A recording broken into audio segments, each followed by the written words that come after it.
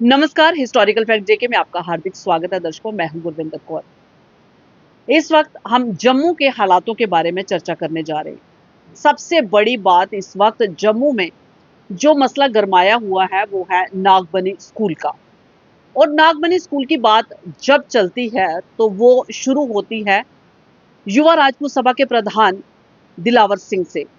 दिलावर सिंह ने नागबनी स्कूल से बहुत सारे सवाल किए, जिन सवालों का खामियाजा उनको अरेस्ट जो हुए और उसके बाद अब जम्मू के हालात कैसे हैं, लोगों की सोच कैसी बन रही है, ये हम बात करेंगे दिलावर सिंह के युवा राजपूत सभा के सदस्य और दुमाना के एक्स सरपंच पवन सलाथिया जी से। बात ये है, जो नागबनी स्कूल है मेरे घर से हार्डली 1 किलोमीटर दूर है। ये सच्चाई है। वो जो स्कूल बना था वो गरीब बच्चों, जो विधवा हमारी बहनें हैं उनके बच्चों के लिए, जहाँ गरीब बच्चे हैं उनके लिए बना था। लेकिन स्कूल के अंदर का सिस्टम ऐसा बनाया गया कि गरीब को इग्नोर किया गया और जो पैसेदार सामिया हैं उनके बच्चों को एडमिशन दी गई। उसी वजह से कुछ हमारी चंद बहनें जो विधवा हैं वो दिलावर सिंह के पास गई कि हमारे पास ऐसे ऐसे हो रहा, हमारे बच्चों को एडमिशन नहीं मिल रही है। और देखने वाली बात ये है कि एक बच्ची जो है जिसने 10th वहां से पास की है, पास करने के बाद भी 11th में उसको एडमिशन नहीं दी जा रही है। क्यों नहीं दी जा रही है? वजह क्या है? क्यों नहीं दे रहे हो भाई आप? यानी कि आप पैसों वाले ढूंढ रहे हो। जो पैसे वाला आएगा उसको एडमिशन दी जाएगी, जो गरीब बच्चा उसको नहीं दी जाएगी। नंबर 2, जो दिलावर सिंह के ऊपर इल्जाम लगाए जा रहे हैं, दिलावर सिंह अगर रेडियो का मसला उठाता है तभी उसके ऊपर पर्चा लगता है, अगर गौ रक्षक बन के जाता है तब भी उसके ऊपर पर्चा लगता है, अगर वो बच्चों का कोई मसला उठाता है, विधवा बहनों का, तो यहाँ छोटे छोटे बच्चों का, तब भी उसके ऊपर पर्चा लगता है। क्यों? ऐसा क्यों हो रहा है? ऐसा नहीं होना चाहिए। ये सरासर गलत है, सरासर गलत है। मैं बोल रहा हूँ कि बिल्कुल झूठ है ये, ऐसा नहीं होना चाहिए। दिलावर सिंह एक अच्छा इंसान है, सुलझा हुआ इंसान है।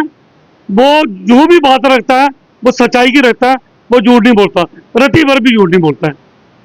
पवन सलाथिया जी, जम्मू के तमाम लोग जानते हैं और काफी गरमाया था जब आपका मसला हुआ था। लगभग मुझे लगता है कि जनवरी के महीने की बात है ये। और उस हालात में, उस सिचुएशन में जब आप भूख हड़ताल पर बैठे थे और आपका साथ जो है युवा राजपूत सभा के प्रधान दिलावर सिंह ने दिया, आज आप इस स्थिति में हो कि जम्मू के लोग जो हैं वो काफी दिलावर सिंह जी को पसंद करते हैं। उनको उनकी जो स्ट्रैटेजी है, उनका काम करने का तरीका, एक बोल्ड बोल्ड आके मतलब दुनिया के सामने और मीडिया के सामने आके बेबाक बोलना, उनका ये बेबाक बोलना लोगों को काफी पसंद आया। तो आप मुझे बताइए कि सियासत में बेबाक होना ये गलत है? सियासत में तो गलती है मैम। देखिए, आज दिलावर सिंह जो खलियाजा भुगत रहा है उसका कारण मैं हूं।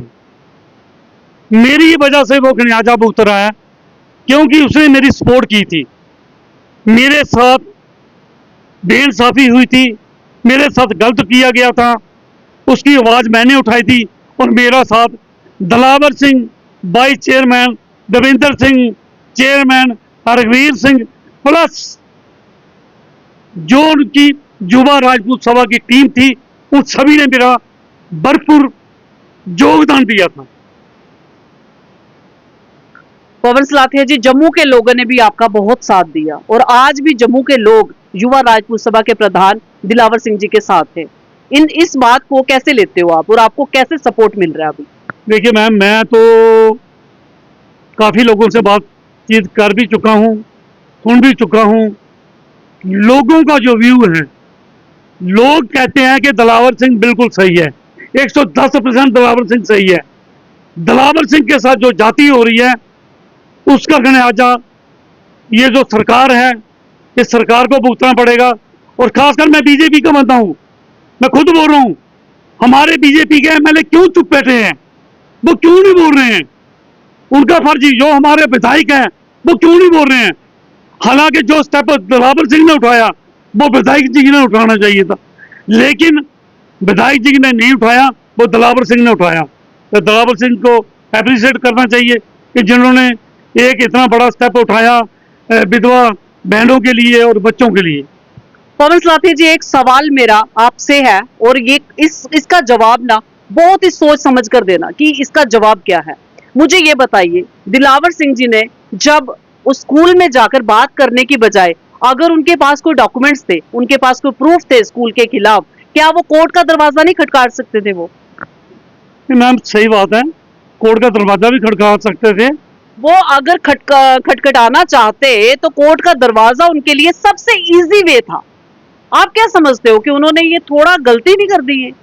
नहीं मैम, देखिए जब पब्लिक पास में आती है तो बंदा थोड़ा सा मिसगाइड भी हो जाता है।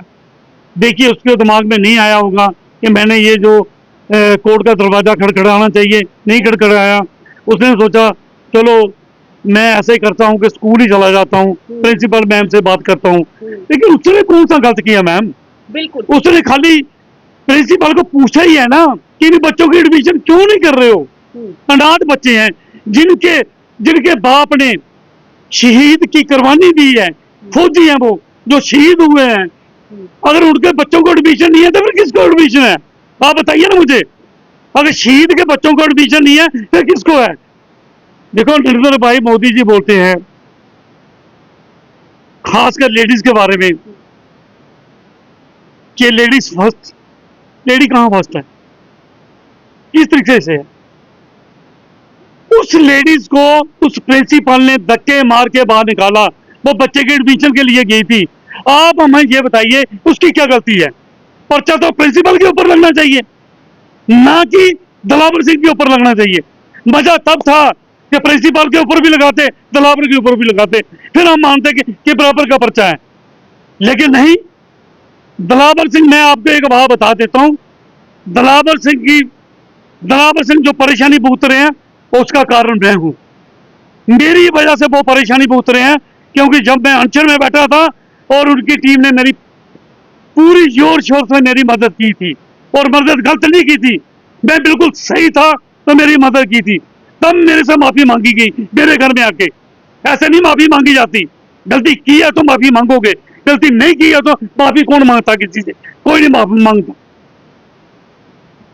बहुत बड़े सवाल और सवालों के घेरे में प्रशासन, लेकिन बात ऐसी है हम सिर्फ इतने सवाल करेंगे जितना पवन सलाथिया जी ने जवाब दिया।